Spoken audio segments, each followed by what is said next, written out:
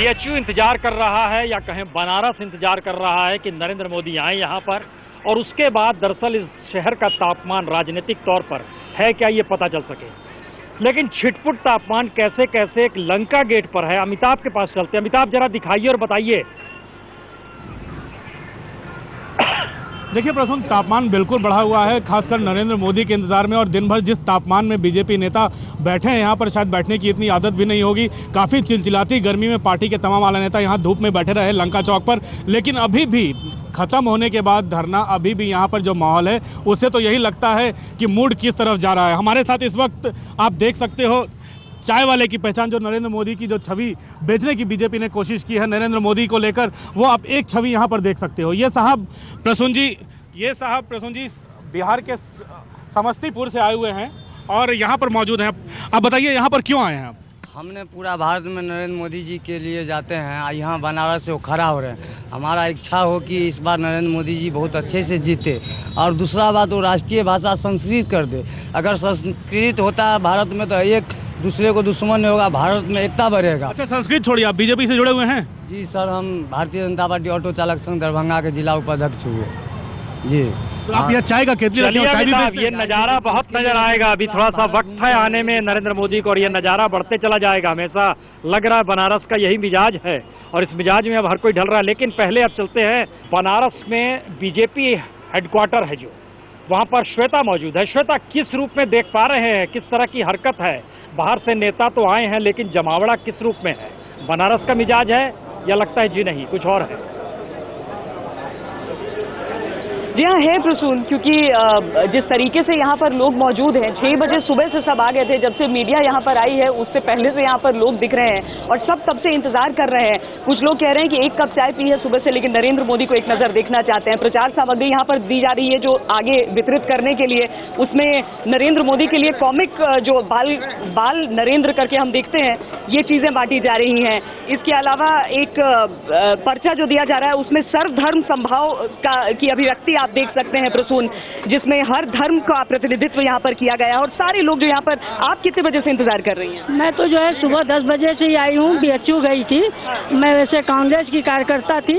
25 साल बाद मैंने ज्वाइन किया है कि हमारे जो है बनारस को जो है उज्जवल भविष्य देंगे, यहाँ की गलियाँ सड़कें दुरुस्त होगी, और यही कामना के साथ, इसी आस के साथ बनारस के प्रसून निर्णय आप ही कीजिए कि बनारस क्या आपको इस बातचीत में नहीं नजर आ रहा है? 25 साल कांग्रेस की सेवा करने के बाद यहाँ पर आई हैं भारतीय जनता पार्टी के लिए, और कुछ लोग जो नरेंद्र मोदी का हाव भाव, रूपरेखा, सब कुछ आपको दिखेगा, वैसे भी लोग यहाँ पर आते हैं। भाषण भी आप मोदी जी जैसा देते हैं कि नहीं?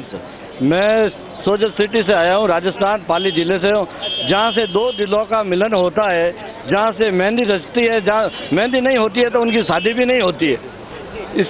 मैं मोदी जी के प्रचार के लिए बनारस आया हूँ, क्योंकि पूर्वांचल की जो 28 सीटें हैं उनके विकास के लिए वो नरेंद्र मोदी उनका उद्धार कर सकते हैं। तो जाहिर है प्रसून, यहाँ पर सिर्फ बनारस नहीं बल्कि देश भर के अलग अलग इलाकों से लोग आए हैं और कार्यकर्ता के तौर पर यहाँ पर इंतजार कर रहे हैं उनका।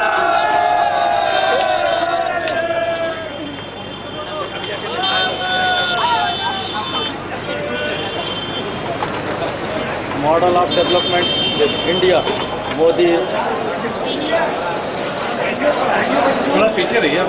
चलिए यहाँ पर और भी लोगों से बातचीत कर लेते हैं। जी, क्या कहना चाह रहे हैं? मैं ये कहना चाहता हूँ कि अनुसूचित जाति, जनजाति और मुस्लिम वर्ग के जो लोग जो प्रताड़ित रहे, और हिंदुस्तान का इतिहास गवाह है, इस 65 वर्ष में मोदी बदलेंगे ये सिद्ध है। क्योंकि हिंदुस्तान में मुस्लिम की जो स्थिति हुई है आज़ादी के बाद, वो पाना 35 लेके पैदा हुए। बहुत सारे मुसलमान कार्यकर्ता भी यहाँ पर सुना रहे हैं, और वो भी यहाँ पर वो अपना समर्थन दिखाने की कोशिश कर रहे हैं।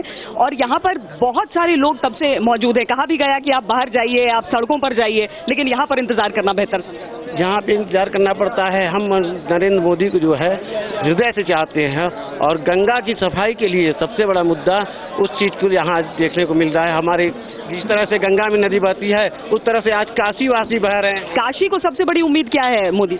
हेलो, काशी को उम्मीद है आज की इसमें मोदी जी ही वोट फाड़ के आएंगे, मोदी ही जीतेंगे और मोदी के कारण लोग यहाँ पे इकट्ठे हुए हैं। मोदी तो जीत जाएंगे, लेकिन मोदी काशी के लिए क्या करें? एकजुटता सबसे बड़ी यहाँ की समस्या है और मोदी जी के बाद में बनारस की एकजुटता पूरे विश्व में दिखाई देगी और ये सारे एक साथ नगरी बनाएंगे। काशी की सबसे बड़ी समस्या सीवर और यहाँ की सड़कें, जो बच्चे बताए वो आप लोग से भी चबने, वो आप लोग भी देखी होंगी। हम सोचते बस ये सुधर जाए, बस और कुछ नहीं चाहिए हमें। ऐसी उम्मीद आपको भी है? जी हाँ, हम तो रोहनिया विधानसभा क्षेत्र से हम लोगों की तरफ यहाँ पर मोदी अभी जाएंगे। जी हाँ, जगतपुर के बगल में मिसिरपुर गांव है, वहाँ पर से हमने देखा कि हम लोगों की तरफ बिजली उजली नहीं आती है, न सड़क है। तो इन स्थितियों में हम लोग तो ये चाहते हैं कि बड़ी अपेक्षा रखते हैं कि मोदी सरकार में ये तो जब मोदी जी देखिए, मोदी को रोहनिया पहुंचना है, वहां पर रैली उनकी होनी है, लेकिन वहां से भी लोग यहां पर पहुंचे हैं जो कार्यकर्ता हैं, ताकि नरेंद्र मोदी को देख सकें। यहाँ पर आने वाले हैं, वो मालूम है इन्हें कि ये कार्यकर्ता हैं और नरेंद्र मोदी के दिल के करीब हैं। प्रसून जी चमत्कृत तो किया है नरेंद्र मोदी ने श्वेता, इसका मतलब है। और जिस तरीके से लोग खिंचे आ रहे हैं, इंतजार हर कोई कर रहा है और हम इंतजार कर रहे हैं। दरअसल चौपर से उतरने के बाद इसी दरवाजे से नरेंद्र मोदी निकलेंगे और उसके बाद जहां पर आप मौजूद हैं, सीकरा में जो बीजेपी का हेडक्वार्टर है, वहां पहुंचेंगे। तो इंतजार बनारस में नरेंद्र मोदी का हो रहा है और नरेंद्र मोदी के जरिए राजनीतिक बिसात में तीखापन समूचे पूर्वांचल में आया, इससे इनकार नहीं किया जा सकता है।